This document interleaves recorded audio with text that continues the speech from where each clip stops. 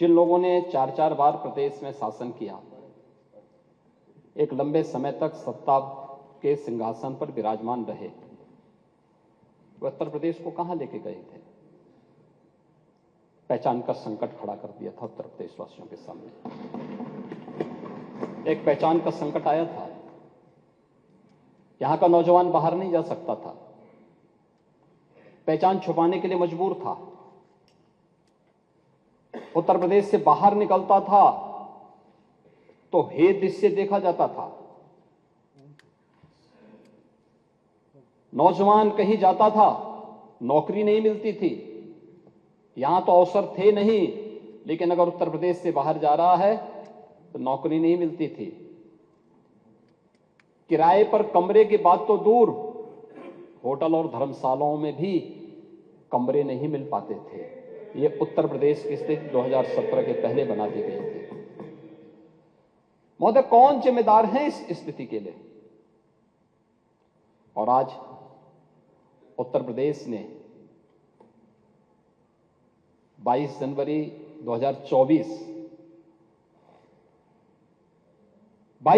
2024 की घटना को भी देखा है। पूरा देश अभिभूत था। पूरी दुनिया के अंदर हर वह व्यक्ति जो सत्य का पक्षधर है, न्याय का पक्षधर है, वह अभिभूत था, गौरवान्वित था। हर सनातन धर्मावलंबी की आंखों में आंसू थे,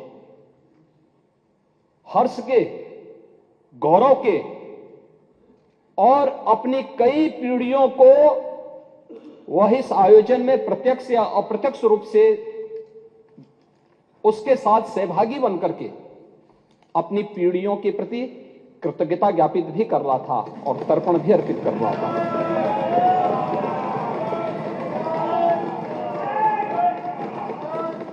यह मेरा सौभाग्य है कि उस आयोजन में मैं प्रत्यक्ष रूप से था। वहां के वातावरण को मैं समझ सकता था। 25 करोड़ की उत्तर प्रदेश की आबादी और 140 करोड़ का हमारा देश, कमोवेश हर प्रदेश का प्रतिनिधित्व था, नेतृत्व वर्ग था। आदरणीय प्रधानमंत्री जी की उपस्थिति थी, पूज्य संतों की, आचार्यों की और समाज के हर तबके की उपस्थिति वहां पर मौजूद थी। अद्भुत वातावरण था, ऊर्जा से भरपूर था। और यही उत्तर प्रदेश, जिस उत्तर प्रदेश के नौजवानों को देख करके उत्तर प्रदेश के नागरिकों के बारे में टिप्पणी होती थी, आज उस उत्तर प्रदेश जहां कोई आना नहीं चाहता था, आज देश और दुनिया का हर व्यक्ति उत्तर प्रदेश आने के लिए तैयार बैठा कि लगभग 500 वर्षों के एक लंबे अंतराल तक चले लंबे संघर्ष, लंबी कवायद, लंबा वाद विवाद, सर्वानुमति के साथ उसका समाधान का रास्ता निकला और पूरे देश की जनभावनाओं के अनुरूप आज रामलला के भव्य मंदिर के निर्माण का मार्ग प्रशस्त न केवल हुआ है, बल्कि रामलला वहां प्रत्यक्ष रूप से विराजमान भी हुए और सबकी उपस्थिति। दुनिया के अंदर पहली घटना थी जहां प्रभु को अपने स्वयं के अस्तित्व के लिए स्वयं प्रमाण जुटाने पड़े थे, स्वयं प्रमाण जुटाने पड़े थे। लेकिन राम की मर्यादा हमें धैर्य की प्रेरणा देती है। उस धैर्य के साथ जो 500 वर्षों के एक लंबे अंतराल को सनातन हिंदू धर्मावलंबियों ने व्यतीत किया, ये वे धैर्य उस प्रसन्नता के रूप में, दीपोत्सव के रूप में, आतिशबाजी के रूप में 22 जनवरी को पूरे हिंदुस्तान के अंदर और दुनिया के अंदर जहां कहीं भी हम देख रहे थे, हर ओर से एक ही आवाज आ रही थी। यह अद्भुत क्षण था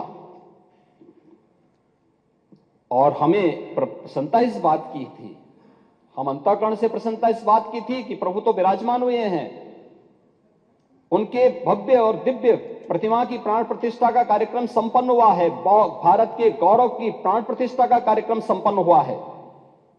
लेकिन प्रसन्नता इस बात की भी थी कि हमने वचन निभाया और मंदिर वहीं बनाया।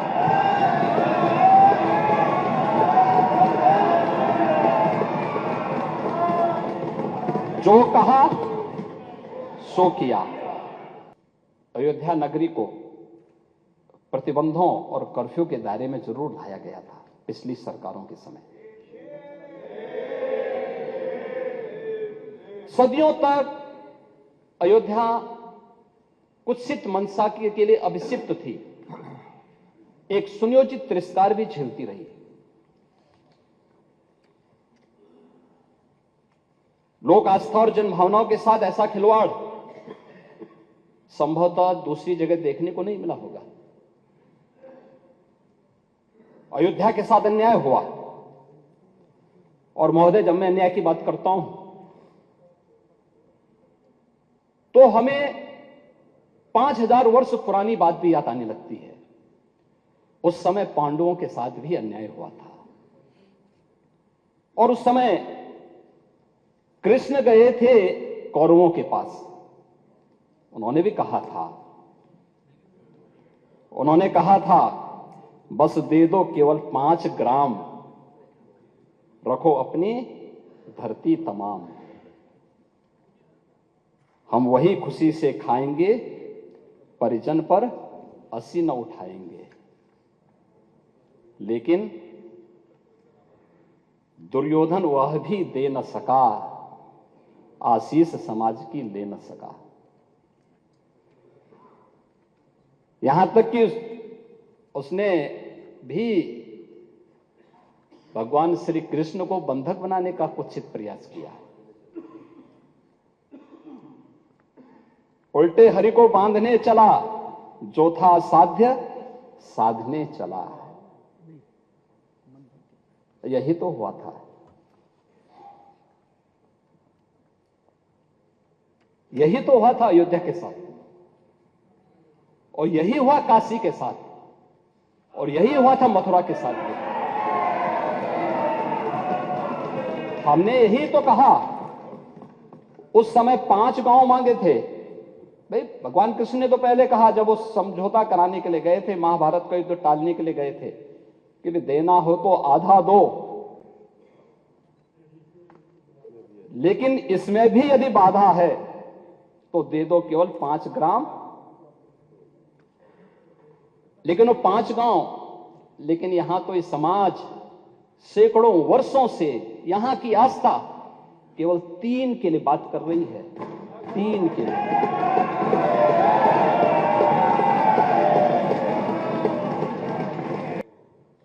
वे सामान्य नहीं है, ईश्वर की अवतरण की धरती है। असामान्य नहीं है, वो असामान्य, यानी उसको एक सामान्य स्तर पर नहीं मान सकते। लेकिन एक जिद है, और उस जिद में जब राजनीतिक उसमें तड़का पड़ने लगता है और वोट बैंक बनाने की राजनीति होने लगती है, तो वहीं से फिर विवाद की स्थिति खड़ी होने लगती है। यानी लोक आस्था, भारत के अंदर लोक आस्था का अपमान हो, बहुसंख्यक समाज गिड़गिड़ाए, ये पहली बार देखने को मिला। दुनिया देख रही है, स्वतंत्र भारत में काम पहले होना चाहिए था। 1947 में प्रारंभ होना चाहिए था। और उस आस्था के लिए बार बार गुहार लगाता रहा। हमने तो केवल 3 जगह मांगी, अन्य जगहों के बारे में कोई मुद्दा नहीं था। अयोध्या के लिए। और देखिए, अयोध्या का उत्सव लोगों ने देखा तो नंदी बाबा ने भी कहा, भाई हम काहे इंतजार करें।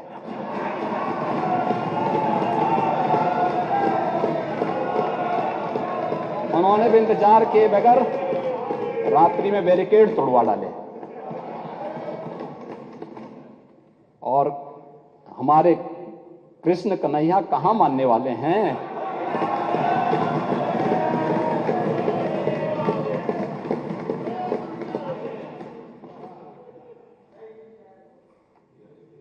विदेशी आक्रांताओं ने केवल इस देश के अंदर धन दौलत ही नहीं लूटा था, इस देश की आस्था को भी रौंदने का काम किया था। दुर्भाग्य है, आजादी के बाद उन विदेशी आक्रांताओं को महिमामंडित करने के कुत्सित प्रयास हुए अपने वोट बैंक के लिए। सदियों की प्रतीक्षा अयोध्या में दूर हुई। आज अयोध्या में इंटरनेशनल एयरपोर्ट है। 14 से 15 फ्लाइट अयोध्या से देश के अंदर अलग अलग स्थानों पर जा रही है। ये अयोध्या में प्रारंभ हुआ है।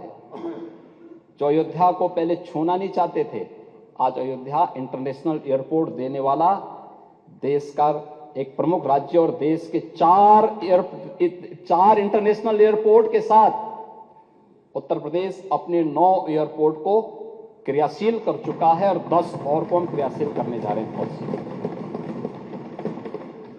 अयोध्या में माता सबरी के नाम पर रसोई घर भी प्रारंभ हो गया है। क्या माता सबरी के अनुयायी पीडीए के हिस्से हैं या नहीं है? रेन बसेरा भी अयोध्या में बन गया है और ये निषाद राज के नाम पर बन गया है। क्या निषाद राज के अनुयायी पीडीए के पार्ट हैं या नहीं हैं? प्राचीन कुंडों का पुनरुद्धार हो रहा है। भरत कुंड, राम की मर्यादा, परिवार की मर्यादा। क्या परिवार की मर्यादा है? यहां तो पीडीए, हमारे डिप्टी सीएम ने कहा, पीडीए का मतलब है परिवार डेवलपमेंट अथॉरिटी। ब्रजेश जी ने अभी अपने उसमें कहा, उनके पीडीए में और लोग हैं लेकिन चच्चू नहीं है। वो बेचारे हमेशा ठगे जाते हैं ऐसे।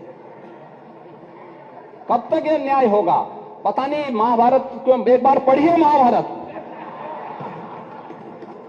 हाँ, एकदम। आखिर परिवार के 3 सदस्यों के नाम थे, चच्चू के नाम क्यों नहीं था?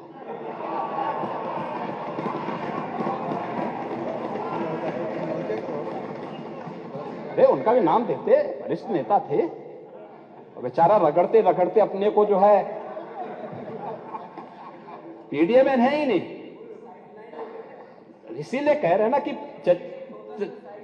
उन्होंने चाचू को ही भुला गए, परिवार के, यानी इस प्रकार से उन्होंने विस्मृत कर दिया कि साइडलाइन में थे ही नहीं, कैमरे के फोकस में नहीं थे, अब रेड कारपेट पे नहीं चल पाए। इसीलिए हम कह रहे हैं ना कि चच्चू को ही भूल गए और बेचारे चच्चू देखते रह जा रहे हैं कि ठगे गए एक बार फिर। अब ये तो अगर प्रभु राम को ये लोग मानते तो चच्चू के साथ अन्याय नहीं करते। रामायण से सीखते, रामायण में सीखते, या फिर कम से कम महाभारत से ही सीख जाइए। और आप तो वैसे भी कभी कभी आपके बयान आते रहते हैं